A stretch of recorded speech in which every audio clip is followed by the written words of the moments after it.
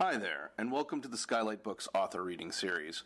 If you'd like to learn more about us and our many upcoming author events, please visit skylightbooks.com, where you can browse our inventory, buy books, and join our Friends with Benefits Club. You can also follow us on Twitter, Tumblr, and Facebook. To speak to a real live bookseller like me, please call 323-660-1175. Thanks for your support, and enjoy. Certainly, this day-to-day reality of ours could not seem more unreal to me. True, none of the traditional ideas about life after death strike me as very believable, or even all that desirable. That said, I do find the idea of an afterlife quite compelling. Some years ago, my wife Tanya and I were having lunch in a big empty Italian restaurant in the suburbs. From where I was sitting, I could see out the window into the parking lot. Way at the back was a forlorn corner surrounded by a few skimpy trees. Something in this lonely and very mundane location struck a nerve in me. I immediately felt like I would like to stand there and let time wash over me. It was just a spot for a ghost, and I thought I'd like to be that ghost. Of course, a moment later, I woke to the truth. How long would I actually enjoy standing there doing nothing? Certainly not for eternity. Let's face it, in no time I'd be bored stiff, and of course, the bigger problem, the whole thing sounds crushingly lonely. There is the rub of eternal life. Terribly boring, and even worse, terribly lonely. Okay, I suppose the answer then is you need some company in the afterlife. That never quite works for me either. First off, can you really imagine the afterlife as merely an extension of this worldly life? An afterlife spent hanging around, doing nothing, with your friends or family for eternity. Let me say that again. Hanging around with your family for eternity. Also, I've never been able to realistically envision any kind of afterlife where I am not entirely alone. This probably has to do with the fact that I was essentially an only child, and I believe the circumstances of your childhood pretty well determine what kind of writer you end up as. I look around at other writers, say writers who grew up in big extended families, and I see their stories are brimming with characters. I grew up in a very insular family. Just me and my two much older parents. Parents who never had a friend, and never invited anyone to the house. Consequently, I'm only really comfortable writing about one or two characters at a time. It's what I know. I've never written much of anything with a repertory cast. I think this lack of imagination has directed my idea of the afterlife as well. I just can't invest in a scenario with more than one ghost. So in the end, the real solution to afterlife loneliness is that the loneliness must be removed from the equation. In the afterlife, the ghost must be perfectly content, freed from lonely suffering, and more important, freed from regret. That's essential because the other element of the afterlife that strikes me as paramount is, of course, reviewing your life. To me, it's the only real point of an afterlife, trying to figure out what this mess was all about. Now for this, you would need perfect memory. And you would also need calm, clear-headed, deep reason to look back and understand. And to restate once more, an eternity going over the details of this lifetime would be an utter nightmare without the removal of regret. Without that, it's all regret. Think about it. You are trying to understand what everything meant in your life, what you did, what you didn't do, who the other people in your life really were, what others thought of you, what your words and deeds really meant, and what they led to, what the big picture was. But don't get me wrong. By excising loneliness and regret, I am not advocating that the ideal afterlife is without emotion. I'm not imagining some sort of cold, unfeeling robot ghosts. You need emotion for this task. Mostly you need all the good emotions, love and empathy especially. Yes, you need some hard reason and self-judgment too, but emotion makes the difference. You want to feel the events. Perhaps, and here's some wishful thinking, You might go back over your life and get to re-experience the events themselves. Rewind to the moments one wishes to feel again. Fast forward past the horrible stuff. Perhaps you could assemble a kind of highlights reel of all the best moments. Experience them again and again. And with the gift of perfect memory, nothing of the experience would be lost or shadowy in the way it is with real memory. With this, I recognize I'm starting to create some perfect dream scenario. This is beginning to sound like one long second childhood. No responsibility, no pain, nothing but candy. And clearly this isn't everybody's cup of tea either. Not everyone would like to spend the rest of time picking through the ephemera of their own past. Not a very dynamic vision of eternity. Something more of an old granny-ish afterlife, sitting comfortably in a soft chair with a nice cup of tea and contentedly flipping through an infinite number of family scrapbooks. Spelling it out like this does kind of embarrass me. But even so, I admit, I am very attracted to this kind of empty, calm world of pure self-reflection and pure self-indulgence. There is a reason why I was a very poor Buddhist when I was younger. I simply could not embrace a universe that was set on obliterating my sense of self. Anybody else's, sure, but not me. I'll go further. When I playfully entertain this afterlife scenario, I start imagining that I will be reading all my favorite books again, or watching all the movies I've ever seen over and over again, spending time with everything I've owned, getting back my childhood toys, a nostalgic dreamland. Increasingly, the whole idea gets stupider and stupider. Could there be an afterlife dimension where you lug all your junk along with you? Over the years, I've found myself drawn to the image of a dimly lit room. A living room, usually, mid-60s furniture, always a TV set. Undoubtedly the living rooms of my childhood. I've made several prints of these rooms, a series of cutout pictures, some ceramic works, some cardboard models. I'm even working on a full-size bronze sculpture at the moment. Pondering this image, I initially saw it as merely a scene of tranquility. Later it dawned on me this was surely a psychological image, not so much a place as an inner state, an inner room, inside the mind or the body, or maybe even the soul. Over time, it merged with my other generalized notions of the afterlife and has taken on some kind of totemic power, encapsulating all these notions into one.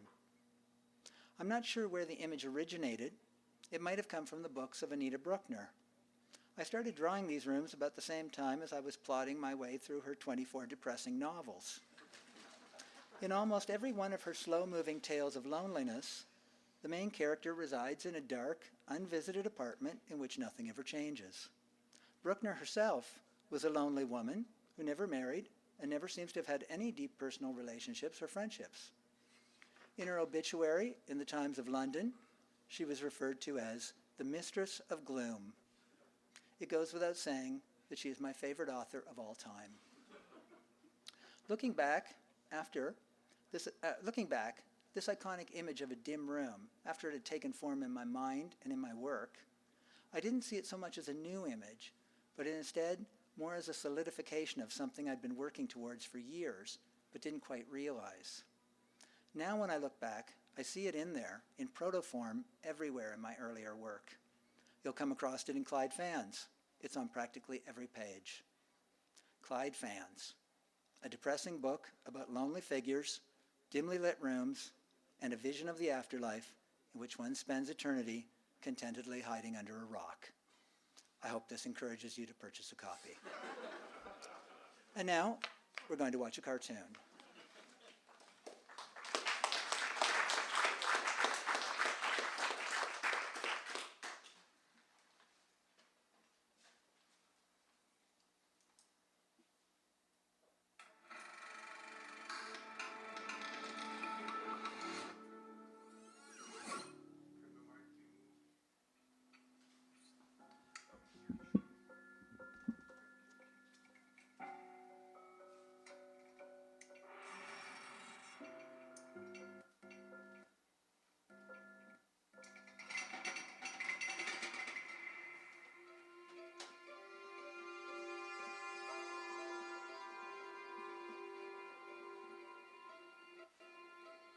In an obscure Ontario town, just a little place really.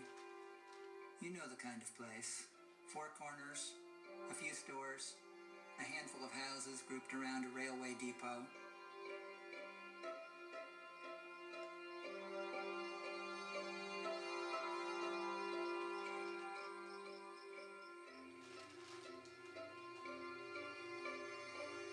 Along one of its back streets,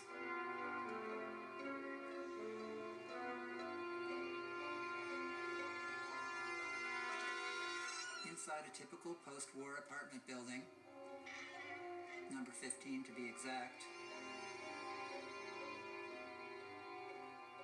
behind a nondescript door, a thick darkness, and an overwhelming odor of oil and electricity.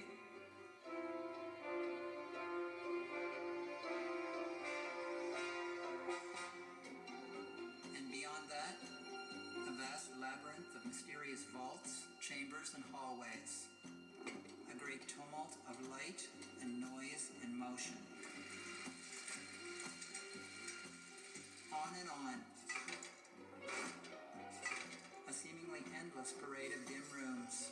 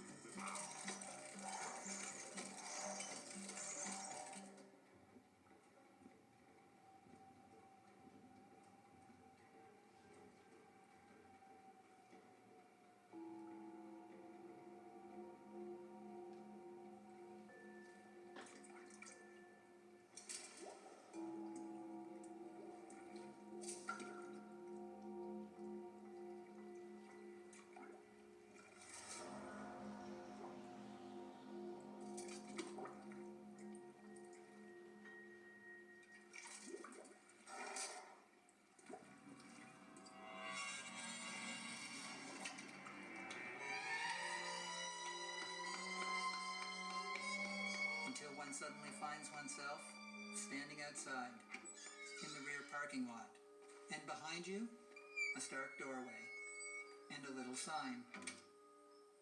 Open daily, 10 to 4 p.m. Come again.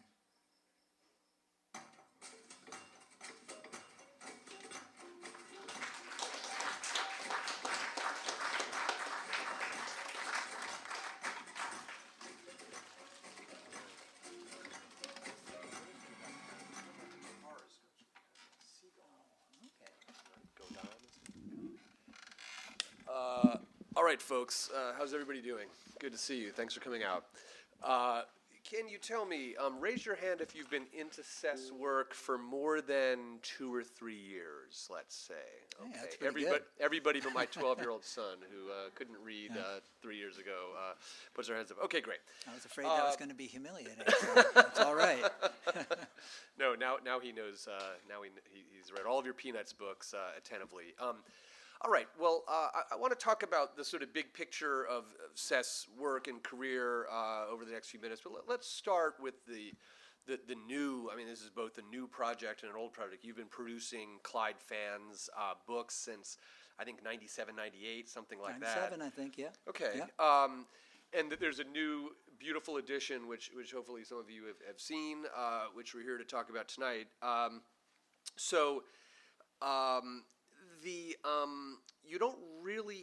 You're not really that interested in the present, are you? you know, this. It's a complicated question.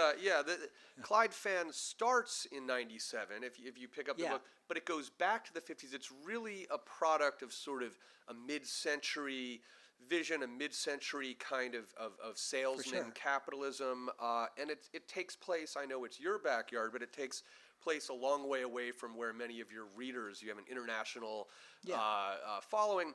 So I just wonder, what sends you, and this is true of much of your work, what sends you back into the past so often? Yeah, well, it's funny. I mean, when I was 25 or whatever, if you asked me about why I was interested in the past, I would have had a clear, simple answer.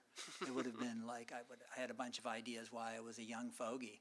But now that I'm actually an old fogey, I don't really know anymore. It's like, except for the most obvious reason is that my parents were old. And when I grew up with them in a very, like I said, a very like sort of isolated kind of life together, just the three of us, I feel like I absorbed a tremendous amount of their life history back in the mid-century. And certainly when I was 20 years old, I was like the only time in my life when I was actually in touch with the culture. I wouldn't have, recognized that. A few years later, like by the time I was 30, I started to understand that it had a profound effect on me. I thought a lot about that period, and I was attracted to all the imagery from that time. And increasingly, as I've gotten older, I find that I just have a gut level reaction towards mid-century, the aesthetics of the mid-century. I would make no argument that it was a better time. Right. Maybe when I was 23, you might have got me in a good argument about that. I had a lot of nonsensical ideas about things. But now it's very obvious there are, nothing is ever simple like that. Right. But I would say I have not only a gut level reaction for appreciate the aesthetics of that time, I have a gut level reaction that turns me off from the current era as well. That is kind of just, I wouldn't say it's based on defensible arguments. It's just, there's, I guess this happens to a lot of people. As you get older, you feel less in touch with what's going on and you start getting grumpy about it. Yeah. But even when you started this project, which was more than 20 years ago, these were things that this world of the door-to-door salesman and the fan shop and so on were things that took place at least a decade before you were born. The first book of yours, at least that I'm aware of, It's a Good Life If You Don't Weaken. I think the title, as far as I know, comes from a Farron Young song, right? And there's or maybe it's an old Canadian expression. It's actually an old British saying from the 30s. Okay, My mother used to say it all the time. So it's even earlier than American country music. Actually, music. it's a great life if you don't weaken, is the saying. But I just couldn't quite embrace the great. You couldn't go all the way there, life. Yeah. So again, that one I don't remember exactly when it's set, but it feels like it's a sort of mythical. Well, that was the start of looking back. 19th century or something. Yeah, I mean, I'm looking back at an old cartoonist in that, and I'm right. I'm very much that book. When you see me walking around, there's no modern buildings in that book, even though it's taking place in what have been contemporary at the time. I just couldn't bring myself to draw the contemporary world, but then after that, I started to set things in environments where I didn't have to draw anything I didn't like. Right. When I have to draw a car in a modern story, I get quite confused. It's like I've not drawn a modern car before, and when I get out, Google Image or whatever, I'm like, it doesn't feel right to draw. A car to me is that funny boxy shape from the 70s. Right. So it's like in some ways, I feel like people will be like, oh, your work is very old-timey, and I feel like I'm not trying to make it old-timey anymore. I've just invested too much time when I was young in developing this kind of old-fashioned style, and now I feel like to some degree it's happening without my control. And I'm going to move on from the past in a second, but my memory, I haven't, could be confusing to somebody, but I think that first book of yours is the first reference I know in comics, at least, to a phrase that became quite dominant for a while, the phrase a ghost world, right? Isn't there a reference to that, which Dan Clowes Dan didn't take it from me, but I'm very grateful that you recognize I came up with it first. Right. So remind the crowd what I'm talking about, because I remember. Well, I think vaguely. primarily I just used the phrase somewhere in the book to refer to the idea of the lingering image of the past, the way that you walk around and see sort of the remnants of it still in our world. like the past doesn't entirely vanish ever. It's always, you walk down any street, I mean, just taking a cab through LA, you see like much of a ghost world here of like an old world that exists sort of like to the side of like the more modern period. And that juxtaposition of old and new is actually extremely interesting and adds the poignancy to like the whole idea of the past disappearing. There really isn't, it wouldn't be very poignant if every old thing you saw was perfectly preserved. It's like there's something about that, like when you go to like a historical site where they're like, this is the home of George Washington or whatever. It's like, this does not in any way make me feel like the sort of the sadness of the lost past. You only feel that when you see the sort of ghost images of things, the barn that's falling down, the old storefront that's closed up.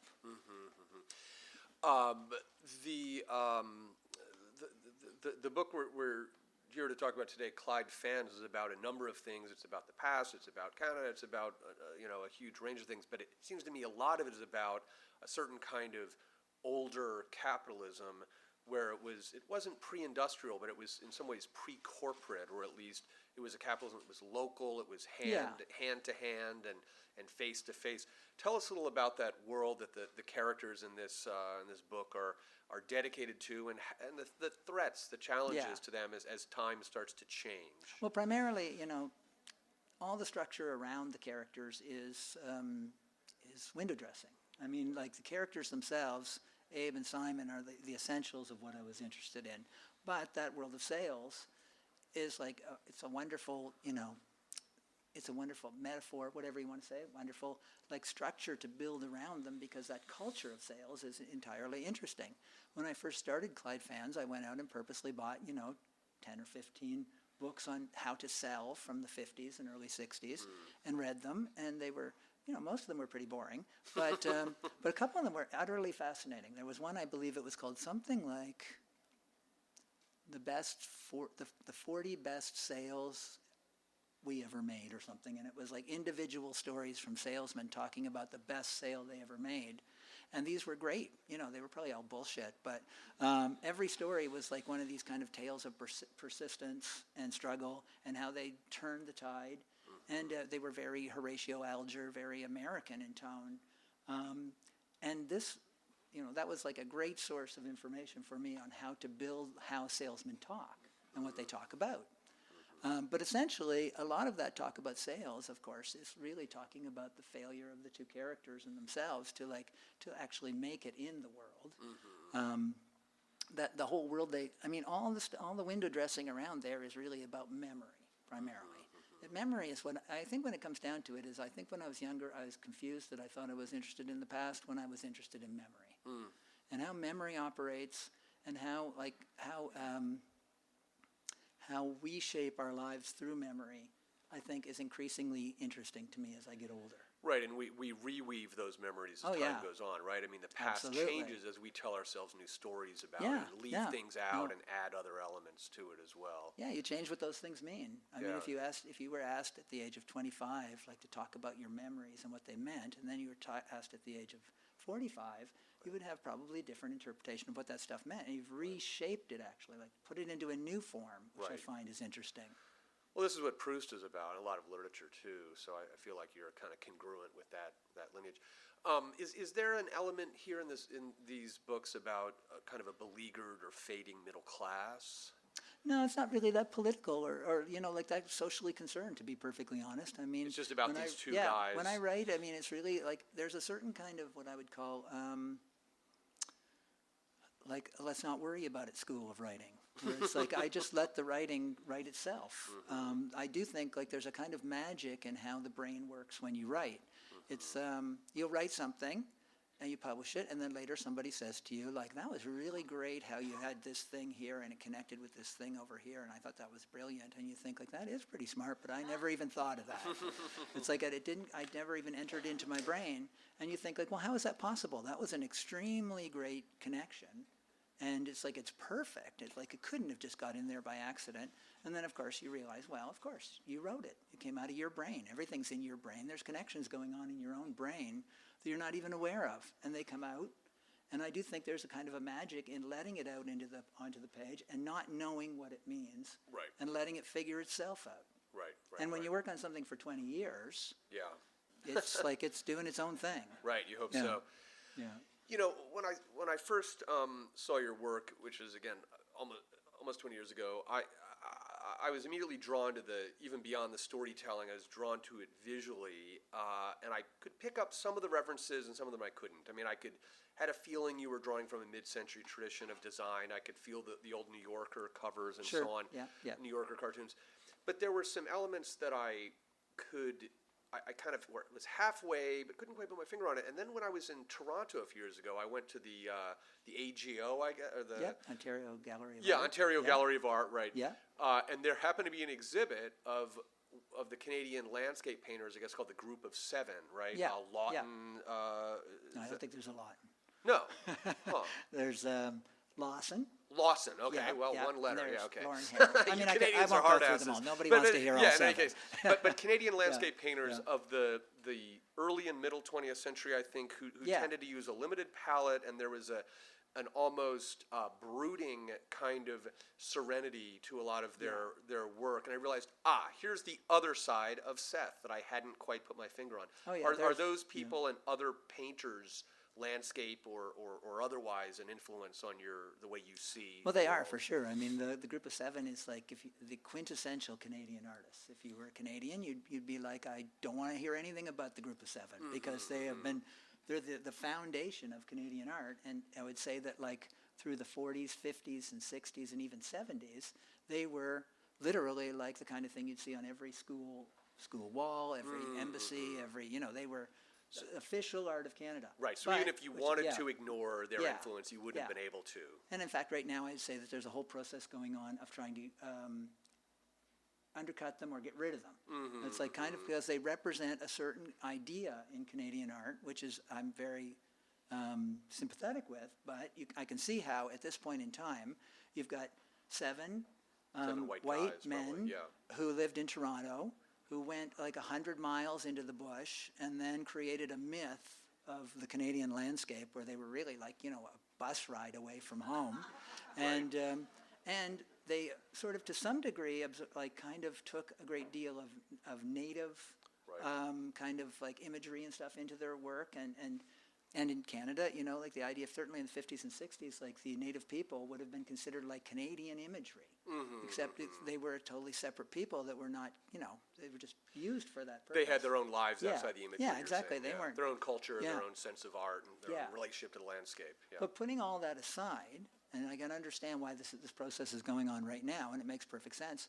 The reality of the Group of Seven is that these were a group of seven guys who saw a painting in like northern Scandinavia, and they recognized that there was a northern school of like the landscape, and they wanted to recreate that for Canada. And there's like, of the group, there's maybe three of them that I think are fantastic, that really, like, to me, were enormous influences, especially Lauren Harris, who did these amazing like phallic icebergs that are like, so, like they're sort of like Rockwell Kent might be a name that would be recognized here.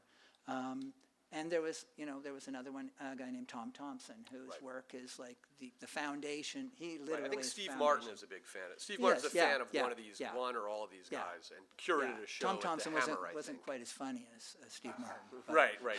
Probably so. Yeah. Well, so we've been seeing images of your work behind us, and I think a lot of people here are familiar with Clyde Fans. You could probably do almost everything you did over 25, 35 years as a cartoonist with shades of blue and gray, right? So give us a sense. We've talked about some of the visual influences, but why so limited a palette, and what are the other elements that go into making the visual experience of Seth? Yeah, well, let's talking about the color is a very prosaic answer. When I started working in comics back in the mid-'80s, you couldn't have any color.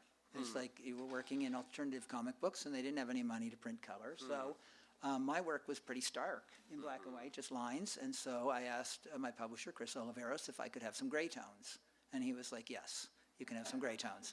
So I got some gray tones, and then later Chris had a little more money, and he said, you can have a color. So I said, I'll take blue. And, I just got used to working in that two-tone approach. Eventually, I was using gray and blue, which meant you could have a third color when they mixed together. How about white, right? Yeah, and you got white and black too. Right, But right. but that simple, like the fact that it was determined by, the money that Economic exactly. austerity, technological Yeah, limitations. and that's not true right? anymore. I mean, Right. you can, like young cartoonists working at like Drawn and Quarterly, for example, could probably they can have all the color they want. The printing costs have come down dramatically. But I got used to working that way, and it's a very old-fashioned way. I still work with an overlay. I Right, still do the drawing, and then I put a piece of paper over it, and then I draw in where the color will go, and then somebody else scans it and puts the files together. But that process eventually gets into your brain. That's how you think. So I think in those terms of using those old methods, and sometimes I do full color artwork. I mean, in my sketchbooks, I do full color artwork all the time. But eventually, I've come to realize that stark, simple approach actually is it's one of the strengths of the artwork. There's a kind of a simplicity to it. Yeah, it certainly makes it distinctive. I mean, I wonder, even if you had all the colors at your, let's say you did a summer retreat and you could, spend time getting to love yellow and orange and whatever else. Sure, yeah. My hunch is that there's something that's emotionally resonant, that fits the emotional, the way some musicians use acoustic guitars. There's something that makes the tone of your work distinctive in a way it wouldn't be if you I actually call it I call it memory blue. It's just because that's that's what it's about. Right. But I mean, green's nice too. Right, Green is also memory oriented. Right, maybe there's something that about the colors and the simplicity Yellow of the palette. would be trouble. Yellow, Yeah, I mean, it may be, and everybody's different probably, but I feel like it's perhaps the way we remember and the way we dream, perhaps, is in these more simple. I think it's all because of black and white photography. I think I'm sure nobody in the Black and white nobody film, in the probably. 16th century was talking about that their dreams were in monochrome, even though they may have been. I've heard stories that we all dream in black and white, and I'm not sure if that's true. But I will say this. I think that the past is permanently in monochrome because of all that old footage. It's like if they'd had color in 1910 and we wouldn't think that way, I don't think. There's something very powerful about the idea of the past as a monochrome image. All those old black and white photographs sitting in a box. Right. Yeah, and old movies. I mean, for the first few decades of film, it was all black and white. So you're echoing older art forms by doing that. And I want to talk to you about that a little bit too. I mean, obviously you're a fan of other cartoonists and writers of various kinds, but give us a sense of some of the other art forms, whether novelists, musicians, filmmakers, whatever, who you think excite you and may shape your work. You started out, as I recall, in the punk scene in the 80s, right? A sort of Toronto punk scene. So that might have helped shape your worldview. Tell us what went into it. Although I must say I haven't maintained an interest in that culture anymore. So I don't get up in the morning and put on the Sex Pistols. But which of course you can imagine I wouldn't. But what was important about that period, and I think anybody who was involved in that scene at that time recognizes that was a super important time as a youth culture for encouraging you to try to define your own identity, to have a kind of braveness about saying who I am and being willing to walk around in the street and take a lot of abuse because you were dressed funny. But that was really important though, in that it was very much about staking out your own ground and deciding who you were and feeling that this asserting your individuality was important. And was the phrase DIY going around then, or the notion of doing things I certainly yourself? heard the phrase, but I was not a particularly DIY guy unless it was, putting studs on my jacket or something. But certainly, I was aware of the punk zines that were going on at the time, and there was, it was the word that was in the air for sure. Although, I never made a zine or anything of that sort during that period. You hooked up with a publisher in your town, and I never did any drawing at all during my year as a punk. I was I had a drawing table, but I never sat at it. I would go over occasionally and think oh yeah, I should do some art, and then I would just go out to a nightclub. It was actually that period was completely that that time where I talked to somebody like Chris Ware, who during those years was sitting at his desk working hard, and you can tell. Yeah. He'll say I should really have gone out and lived maybe, and I'm I do not regret it. I had a lot of fun. Right. Yeah. You should do that when you're young. Get it out of the way. What about other art forms? I mean, film or of course. music, or, and that was the other element of that time period. I came from I was literally a hick who rolled into Toronto with straw in my hair from a little town, And I came to the big city, went to art school, met all these much more sophisticated young people. And that was the opening of a whole world of literature, film, art. There were great repertory cinemas in Toronto in the early 70s, and you could go out every night and watch last year at Marienbad one night, and then catch Casablanca the next night, and then the night after that, Louis Malle, whatever. There was, the friends I was involved in were all they were readers. So, it was the period when I first started to read seriously literature. You were talking about Margaret Atwood and Michael Ondaatje and other Canadian writers. I probably wasn't really reading a lot of canned lit at that point. I was trying to get, literature under my belt, trying to read Kafka or whatever. Right. Wasting my time with William Burroughs or something. Right. But I can see Kafka being part of the mix here. Yeah, actually, all that, I think that's what's great about when you haven't had a university education and you're trying to educate yourself, is that the randomness of how you choose what to read, what to watch, what to listen to. Right. That leads to an interesting mix that later you have your favorites, but you discovered them in a kind of odd, interesting manner.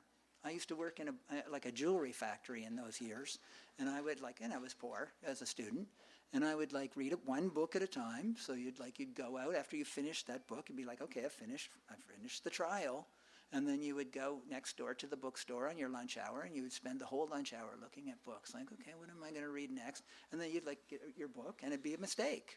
You could be I shouldn't have read this memoir of a guy who ran a snake farm, whatever. It's you take your chances. But in that random mix of culture, which is one of the exciting things of the pre-internet world, was how the serendipity that forms your aesthetic. Right. I'm going to ask a few more questions and then open this up to questions from the crowd here. I'm wondering how, we've talked about it a little bit, but generally, how Canadian are you? Yeah. Well, I am considered the most Canadian of the Canadian cartoonists, in that my work has a lot of Canadiana in it. And I did that very deliberately. There was a point where I think when I started out, I wanted to, this is a Canadian complaint, is people will say, we get very excited if we see a movie and it's hey, that's Edmonton. Because there's no movies where it's in Canada. And even if it's shot in Canada, they've just put a subway, they've slid a subway entrance in that's from New York. So it's always posing as America. Right. So it's a lot of Canadian culture. One of the things that is essential about it is it's set in our country and set in our locations. And a great deal of the work of Margaret Atwood or Michael Ondaatje or these kind of writers is that it brought people their own voices, as they say. So you'd be wow, this is a story set in a small town in Ontario that I know. Alice Munro, right? Yeah, would be another Alice Munro, case. exactly. Yeah. So so when I started out, that was a big part of what I was doing, is I wanted to make sure it was set in the towns that I knew and that it was about those kind of things, or it was at least it was in a Canadian landscape. Later, I got more interested in the idea of trying to develop my own idea of a Canadian image that I was putting forward. I spent a lot of time studying Canadian vernacular design through the 20th century to kind of figure out what the essentials would be to make books or images that felt like they had some sort of my own take on what I would say would be a Canadian design point. And I think I worked on this for about 8 years studying stuff. I wrote a giant book that I've never published on it. But it all boiled down to three things. There were only three basic things that made it Canadian to me. And one was that there was a sense of space or landscape to it. Even in the most boring pamphlet on how to drive your car, there was this kind of use of space. The second thing was there was a kind of officialdom to everything. Everything had the stamp of Mother Corps on it. It had the government stamp, it had a picture of the Queen, it had something that made it feel like it was part of a bureaucracy. And so a country that never had a Reagan-Thatcher rebellion where we said there's no such thing as society, it's all about the individual, it's all about the market, the state is the enemy. That tradition never really hit Canada. No, Canada was always very much like a country. Well, when I grew up in the 70s, the sexiest thing you could be would be a civil servant. Right. And that was all because of, not to give a whole history in Canadian, but the fact is in 1967 we had our centennial. This was a defining moment in Canada because this was when Canada changed from boring Protestant Canada to exciting, we're in the 20th century Canada.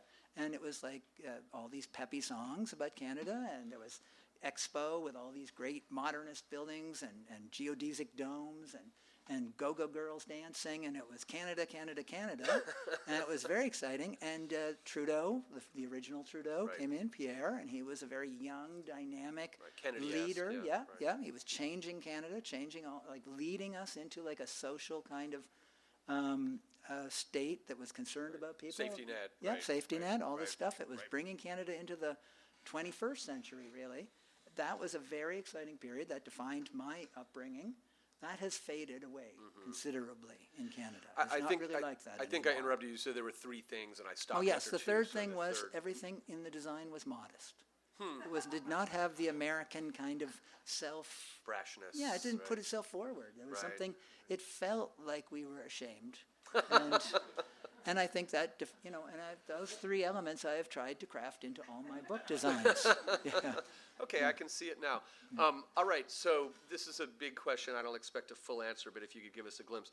I think people who don't do this, who don't draw and don't know cartoonists, don't know just how painstaking and slow the process is. It takes for fucking ever to do a single page of this. I wonder how, with that understood, how the coming of the internet and digital technology has made cartoonists' life easier, and how has it made it more difficult? Don't feel the need to answer it all. Yeah, just no, give it's us a tricky. glimpse of it. I'm Yeah. not sure I really know how it's made it Yeah, for yeah. the digital world because I'm so poorly involved with it. Yeah, I tried to Yeah. talk to you before this event. You don't even carry a cell phone, so No, you're I still don't. stuck in the I'm 19th deliberately century. no. It's yeah. it's a fact that I don't carry a cell phone because I made a really conscious choice not to have a device. And today, I was out in Santa Monica, and they'd had a cab arrived for me. No cab came. Suddenly, I'm standing in the street, and it's like there's no way to call anyone. There aren't any cell phones. There aren't any payphones Right, anymore. right, I had to right. go and accost an individual in the street and beg them to call me a cab. Oh my God. But the point is, I can recognize there's a drawback to not having a digital device. But the other side is I'm trying hard to maintain some essence of the pre-digital world that I grew up in because it forms such an important part of how my creative process is. Even just having the computer in the house has changed my life, even when it's on another floor. It's funny, I used to feel a kind of wonderful silence to my life. I was in my studio, maybe I was listening to the radio. Now with that computer up there, 2 floors up, I can feel it up there. It's like buzzing away. It's like there's like a portal to all human voices in the house now. It's not even like the television. The television was just talking to you. Now it's irresistible to see what people are saying. It's a strange change in human consciousness. Yeah, sure. And you have access to all of the information and knowledge ever known anywhere. That they all put in on this the one internet, little- yeah. Yeah, sure. So last question. But I didn't yeah, answer your I'm sorry, question. yeah. Which I was just going to say, the process of making the comics is laborious, but it depends a lot on what your point is when you're doing it. Like I do a variety of approaches, and some of the work isn't very laborious. I have some sketchbook kind of comics that I do that are actually kind of fun and loose. But one of the problems of comic art is that it's a fetishistic art. It's a handmade yeah. kind of And most- artisanal yeah. thing. And most people who grew up and became cartoonists read comics that were done with a high degree of polish.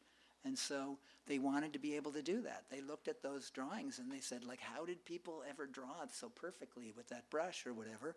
And then you struggle to learn how to do that, and you realize at some point you don't want to do that anymore. But it's hard to get away from it because there's almost kind of like, the minute you start doing stuff easier, like with my little sketchbook comics, you start to feel like you're cheaping out. It's like you got to do the full approach, or it's like one of your friends will say he can't do it. And it's like there's almost like some sort of like fetishistic quality that you want it to be the best you can possibly do it. And when you do that, then it gets very boring and laborious. It takes a long time. When I ink a page, it only takes a few hours. But then I spend 8 hours whiting out the mistakes because you want to get this kind of like perfection to everything. I hate that. Wow. Well, so the last thing I want to talk about, this took me by surprise, though now it seems totally obvious, that I was interviewing a younger colleague of yours whose work I love, a guy named Adrian Tomina, who's been at the store, who does a comic called Optic Nerve, and was talking to him about his influences. His work is not exactly like yours, but it has the same kind of sort of morose intellectual spirit, perhaps, and similar in some ways to Dan Clowes as well. I asked him about his influences. Obviously, people like R. Crumb are important to Sure, yeah. everybody who came after. But he said, for me, probably the most important cartoonist, and it wasn't just a childhood infatuation, it shapes everything I do now, was Charles Schulz and the Peanuts cartoons. Mm-hmm. You were lucky enough to be in charge of the design for the Peanuts reissues, one of which you signed for my son a little while ago.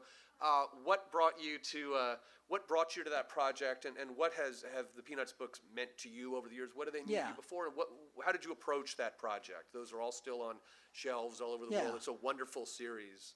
No, it was a great experience. I mean, like most of the cartoonists of my generation, Schulz was a giant. He was the first cartoonist I ever noticed. He was the first cartoonist whose name I ever noticed. And I looked in the corner of the strip and I said, who is this German guy drawing Peanuts? It seemed perplexing. It seemed weird that there was somebody drawing it. I mean, this would probably be at like the age of 7 or something, or 6. And those comics, it's interesting. I liked lots of old newspaper strips when I was a kid, but none of that stuff has had any lasting impact on me. Those were just strips in the newspaper. Schulz's work was deeper work. It was more profound. There was something genuinely moving about that work when you were a kid and you read it and you didn't realize even that it wasn't written just for kids. Later, when you got older, and then you'd realize, oh wow, this was actually probably written for adults. What did he seem to capture? I mean, my sense is that he captures a kind of childhood alienation or something that better than anybody else ever did, at least anybody before Well, the him. characters were complex. I mean, you knew as a kid that you were reading about people. And it's funny. I mean, obviously he was making jokes about psychology, and he was there was kind of late 50s sick humor or whatever in there. Sort of Freudian references and stuff. And it was he was talking up to the audience, using Beethoven or whatever. But I don't think really that was the point of why the work hit you. It hit you because I think he was the first newspaper cartoonist that I ever saw where the work was about him.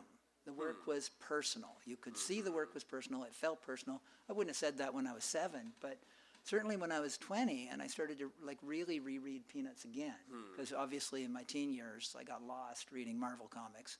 But when I was 20 and I started to approach Peanuts again, I realized wow, this is the work that matters to me. And I started to understand that he really understood how to use the cartooning form. This is one of the hardest things to explain to people, is that cartooning isn't just drawing pictures and writing words and that you put them, it's okay, so he'll say this and then I'll draw them walking, because it's that utterly interesting combination when you put them together and other things happen that maybe you don't even plan till you're drawing it. The drawing experience is when you do the writing. And that is something you could see Schulz was doing every single day. When he said he would just sit down and draw funny until something came up, that's how you knew, that's a cartoonist working. But sometimes, people will be I'm working on a graphic novel with this guy. He's I'm writing the script now, and he'll draw it for me later. I'm well, I can't even imagine that in a certain way, because to me, it's I could write a script for another cartoonist, but when it was done, if they were doing the same kind of work I'm doing, it wouldn't be what I was planning. They would put something else into it and would make it into, that's when it would come to life. It's kind of like if I wrote you the lyrics and said, here, make some music for this. Right. That would not be it would be, you'd created it somehow. Right. I mean, the old Tin Pan Alley songwriters, my grandfathers, one of them used to do it that way. It seems very funny. The guys in Squeeze, for instance, did that. One would write lyrics, one would write words. But it does feel unnatural. And the Gershwins did it, But it does feel like an awkward way to go. But with Schulz, you really had both a writer and an artist in the same Yeah, you couldn't separate them. You couldn't separate them. You can't imagine a script for Peanuts. It's panel 1. Right. Lucy says, "Good grief," But it's that just had to come out of his hand like handwriting. Right. Cool. All right, well, that's it for me, gang. We're going to open this up. Maddie, I think you're going to take it over. So thank you, Seth. I'll see thank you on very much. The way out. Yeah. Cheers. All right. Yeah.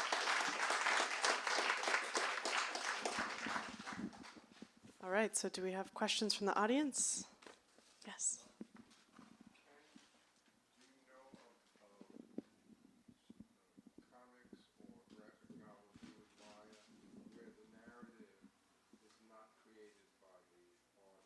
Yeah, there are. I mean, I'm being very purist about it. I do think that the work I like best is usually kind of an auteur kind of experience. But certainly Harvey Pekar was a writer. I always loved his work. And when he was working with other artists, a lot of that stuff I loved. But again, I think I like the stuff best that he did with Robert Crumb, because Robert Crumb was just such a terrific cartoonist. So when he would do something with like some of the other cartoonists he worked with, sometimes I would be like, it's not quite as good as what the work he does with Crumb, because Crumb's bringing something to that work that was really unique as well. Let me think about this further. Is there anybody else? How did Neil Gaiman work when he was a cartoonist? Did he do... I know nothing about Neil Gaiman. Really? Yeah, no, I've never, sorry Neil, but I've never read anything. He's a nice guy though.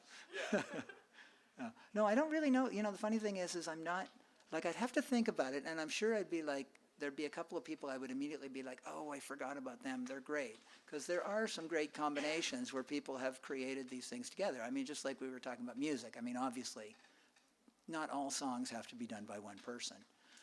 But I do think that in comics, I tend to find the work I like best is the vision of an individual artist.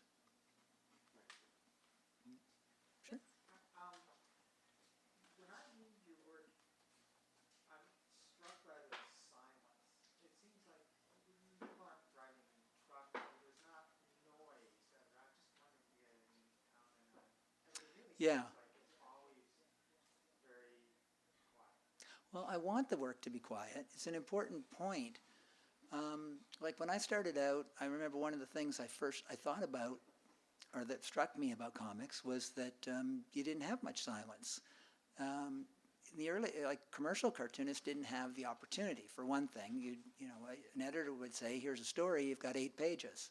8 pages doesn't mean you don't get to have a page of them walking from the bathroom to the bedroom. You got to get rolling. So it was like cartooning didn't have a big vocabulary about quietness. But once, you know, my generation came along, a lot of what we were doing was about letting the story have the space to tell itself. And I know I very deliberately wanted to have a lot more quiet in it. Certainly I was Chester Brown was a good friend of mine at that time, and he was doing quite a bit of that in his work, and it was really inspiring. He was doing very naturalistic kind of storytelling of people walking down the street, stepping on a leaf, whatever, you know, really small stuff. And that imprinted itself in my mind. A lot of my comics do have actually like quite a bit of like verbiage in them, a lot of narration, but I do try to, like, once I feel, there's a natural feeling like where you're like, okay, this is too much talking. Now we've got to like, let's quiet it down, let's put in a sequence here where it just flows. And I do think that that's like, for me at least, progressively, I'm more interested in like the quietness in stories. I'm not a big fan of conflict, and as I get older, I find anything I read or see, I think to myself, I like this, but I would like it better if there was less conflict in it. Oh. Can you tell us what's next for Palookaville, and do you have any more plans to publish sketchbook material? Yeah, I've actually, Palookaville will carry on. I'm going to, the next one might not be for a year, because I've gotten slowed down by a few things this year. But I'm starting a new graphic novel. It's not going to take 20 years. It's going to be just 3 segments, so it's 3 issues of Palookaville, so let's say 6 years. And I'll tell you, it's called The Royal, but that's all I'll say about it, because when you start talking about a future project, inevitably you kill it by explaining it. But I will be publishing, in fact, I'm interested in, like, I'm doing a lot of stuff now that's like not necessarily cartooning related, and making objects and doing more gallery related work. And I think more of that stuff will find its way into the middle sections of Palookaville between the comics. And I've been doing a lot of sketchbook work, and probably next year at D&Q we're going to do a big, like, you know, retrospective book of like the art of Seth kind of thing. And it might be several books that are put together in a slipcase. There will certainly be at least one book that will be all sketchbook material, for sure. From this perspective, do you care to say anything about yourself and Joe Matt And Chester? Yeah. Yeah, well, I mean, those guys were super important to me. It was interesting, I say this all the time, like that back in those days, there was probably only 50 cartoonists in North America that were trying to do like whatever you want to call it, alternative comics, literary comics, art comics, whatever, that eventually winnowed itself down to probably about 25, like in all of North America. And whoever you lived in the city with, if you lived with another cartoonist in your city, that was your friend. You didn't have a choice. It was like, that was the only other cartoonist in your area, so it was like I had to be friends with Chester and Joe. And there was, we used to always joke about, Chester and I would always say, why didn't we get Joe Sacco? It's like Joe Matt was very irritating. But the truth is that early experience of being with those two guys was like enormously influential because it was kind of like a little school of cartooning. We'd get together, and Chester was a little bit more advanced than Joe and I. He had already pretty much figured out. He was more formed, I would say. But and we would sit around and we would like hash out like what's a good comic. And we all grew up with the same kind of material, and we had very similar interests in telling real life stories. So we'd say like, why are these Harvey Pekar comics good? What makes them good? Why is Linda Barry good? Try and figure out what's the rules to make a good comic? What makes it bad? That was like a very interesting kind of school. We'd show each other our work. We were very critical, very critical. In fact, we laugh at each other, like this is ridiculous, it's terrible. But that was really useful, and it was because it was a loving kind of friendship, it was all fine. Eventually, though, you get older, and I don't feel like I wouldn't show my work to anybody anymore. I wouldn't show it to Chester before it's published. I wouldn't want his opinion, and because he might be right.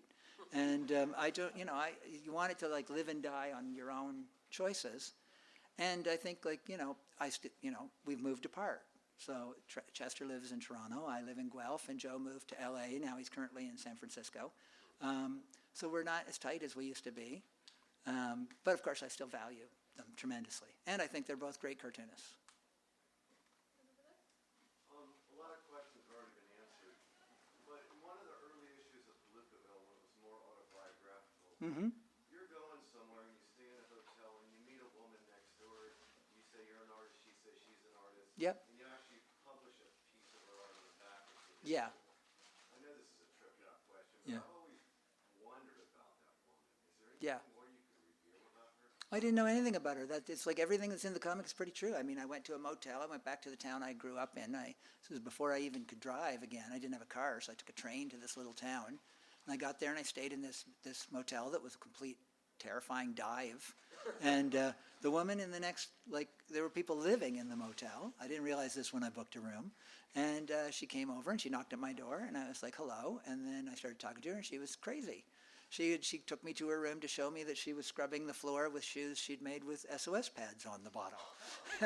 and it was an interesting experience, so I included it in the story. But, and here's the truth, that's not a piece of her artwork. I just made that up. It's like, but I think she did show me artwork in real life, but of course I didn't take it. Weirdly though, she gave me, when I left, she gave me a roll of film. She said, like when I was leaving, she gave me one of those old cartridges, for like an Instramatic camera, and she said, here is a present for you. So when I got back to Toronto, I got it developed, and it was like 6 photographs, and they were really nothing at all. I can't really remember what the first 5 were, but the last one was a taxi cab driving away. And somewhere in my mind, I've transferred it into it that it's my taxi cab driving away. But I'm like, and then at some point I sort of rethought it and I thought, well, it can't be because she gave me the film before I left. But you know how memory works. It's funny.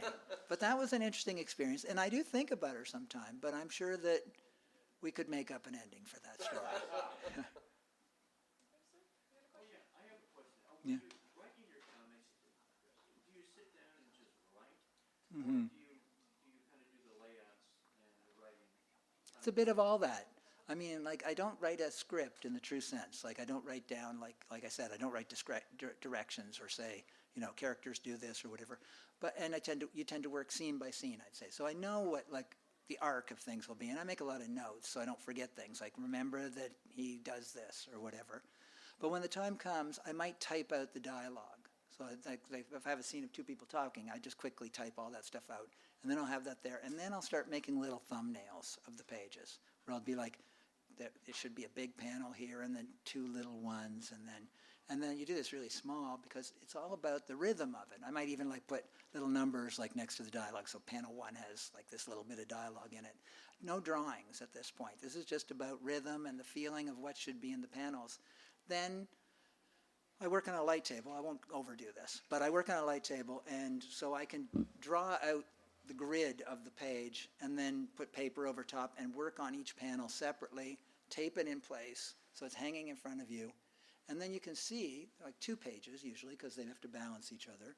And then you can see, you'll be like, oh, well, this isn't quite right. You should have a bigger head here, like to balance this big shape down here. So then you tear that panel out and redraw it, put it up, and that whole process. But the process of the drawing, as I said before, is when it like comes to life somehow. There's something in that where connections get made, not just graphically, but like in how the story tells itself. The positions of the characters, the way they relate to each other. You might even find something that's you didn't think about in the story that comes out. It gets written sort of in that moment. And I think that's where even Clyde Fans, it took 20 years to do, where I knew everything that was going to happen. I always felt like it was only when I sat down to draw it that it actually, now I'm doing the real writing.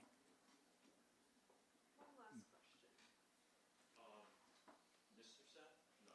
Yeah, it could be. I like Mr. I would just say that I want to say 2 things. One was that I have almost everything you wrote. That's nice. So I don't have much of a question. I just want to say I just love reading your stuff. That's great. I appreciate that. It turns me on. I love it. And I came to a realization, I think I know why I like it. Mm-hmm. Because when you're talking about the past and nostalgia, see, I'm from New Orleans. Okay. And so New Orleans is really a place Mm-hmm. that sort of ponders the past. Yeah. So I think that might be sort of a weird connection. Well, I do think, like I think we all have kind of like maybe I'm projecting, but I feel like I can't write I'm writing a character. There's only 2 things I ever think about. One is what in the past are they thinking about? And 2, what do they collect? That's it. All right, I think that's it for you. Okay. Well, thank you. Thank you. Yeah. You've been listening to the Skylight Books author reading series. Don't forget, you can listen to this and all of our other great podcasts at skylightbooks.com. Thanks again for stopping by, and we hope to see you soon.